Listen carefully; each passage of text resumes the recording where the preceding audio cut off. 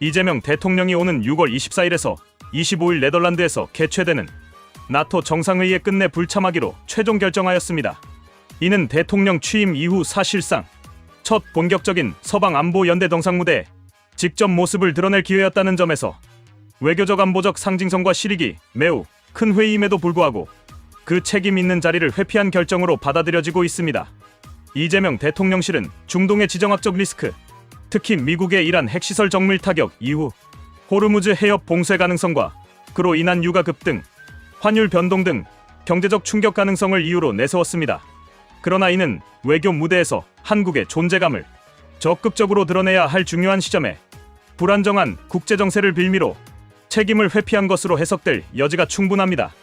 무엇보다도 문재인 전 대통령 시절을 돌이켜보면 국제무대에서 다소 조심스럽고 소극적인 자세를 보였다는 비판을 받았음에도 불구하고 나토 회의 등 서방 정상회의에는 끝까지 참석해 공동사진 촬영이나 세션 참석이라도 하며 자리 지키기에 최소한은 했다는 점이 다시금 회자되고 있습니다. 외교란 말이 통하지 않는 곳에서도 자리를 지키고 얼굴을 비추는 것이 중요하며 그것이 대한민국의 존재감을 각인시키는데 필수적인 요소라는 점에서 이재명 대통령의 이번 불참은 단순히 외교 일정 취소 이상의 정치적 의미를 내포하고 있다고 하겠습니다. 나토 정상회의는 단순한 군사동맹국들의 모임을 넘어서서 민주주의와 자유시장 경제를 공유하는 국가들 간의 정치적 경제적 결속력을 확인하고 공동 대응을 조율하는 자리입니다.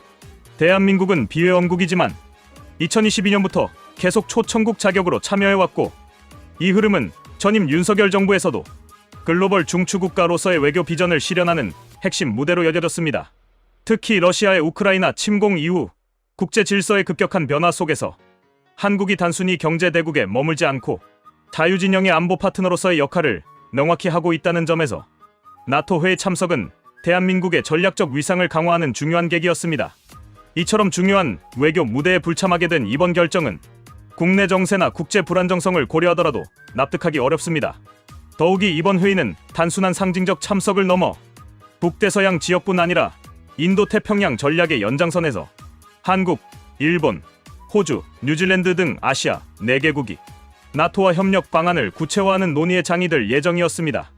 이 회의에서 대한민국이 입장을 분명히 하고 자유민주 진영의 일원으로서 역할을 다할 필요가 있었음에도 불구하고 이 대통령은 사실상 회피하는 태도를 보인 것입니다. 여기에서 한 가지 우려되는 점은 이재명 정부가 점차 외교 노선을 친중 친러적 방향으로 전환하고 있다는 국민적 의구심입니다. 이 대통령은 취임 이후 미국과의 정상회담을 계속해서 성사시키지 못하고 있으며 대만 문제, 우크라이나 사태, 인도태평양 전략 등 주요 국제 안보 이슈에 있어서도 모호하거나 침묵하는 태도를 보여왔습니다. 심지어 이재명은 러시아 우크라이나 전쟁이 발생한 이유가 초보 정치인이 대통령이 돼 나토 가입 공언하고 러시아를 자극하는 바람에 결국 충돌한 것이다 라는 의견을 표출한 바 있습니다. 전 세계 누구도 이렇게 생각하는 사람은 없을 것입니다. 반면 중국 및 러시아와의 경제 협력이나 유화적 접근을 강조하는 발언은 지속되고 있습니다. 이는 명백히 문재인 정부보다도 한 발짝 더 나아간 친중 친러 외교로 평가받을 수 있으며 이는 대한민국의 자유민주주의 정체성을 훼손하고 국제사회에서의 신뢰를 떨어뜨릴 우려가 있습니다. 특히 이번 나토 정상회의에서는 러시아의 침략 전쟁과 중국의 인권 탄압, 패권주의에 대한 공동 대응 논의가 중요한 의제로 다뤄질 예정입니다. 이 시점에서 한국이 공식적으로 대통령을 보내지 않는다는 사실은 동맹국들에게 한국이 전략적 모호성을 유지하고 있다, 혹은 자유진영의 책임을 회피하고 있다는 잘못된 인식을 줄 수 있습니다. 이는 외교적 실익은 물론 향후 안보 협력과 첨단 기술 분야의 협상력, 글로벌 공급망 재편 과정에서의 참여 기회에도 부정적인 영향을 끼칠 수 있습니다.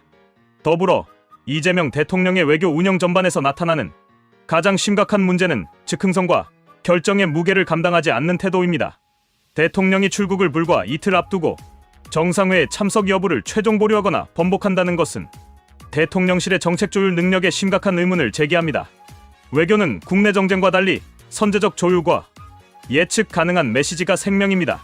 그런데도 이번처럼 단기적인 정세 변화에 따라 중대한 외교 일정을 취소한다는 것은 국가의 외교 신뢰도를 갉아먹는 행위입니다.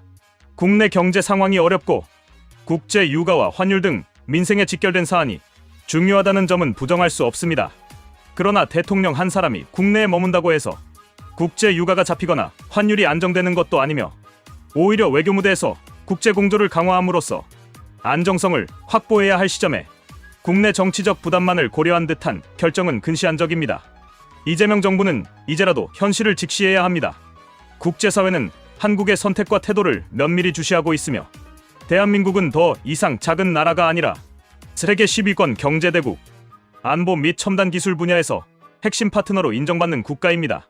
그러한 국가의 정상이라면 불확실성을 두려워하고 회피할 것이 아니라 오히려 국제무대에서 한국의 목소리를 분명히 밝히고 국익을 위한 전략적 메시지를 조율하며 그 자리에서 성실히 임무를 다해야 합니다.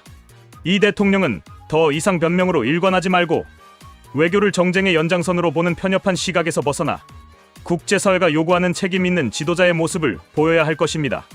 국제 안보 환경이 급변하는 지금 대한민국의 운명은 대통령의 단호하고 책임 있는 선택에 달려 있습니다. 이재명 대통령의 외교가 지금처럼 모호하고 친중친러 성향으로 계속 나아간다면 우리 국민이 얻을 것은 불안과 고립뿐일 것입니다. 이는 결코 허용될 수 없는 길입니다.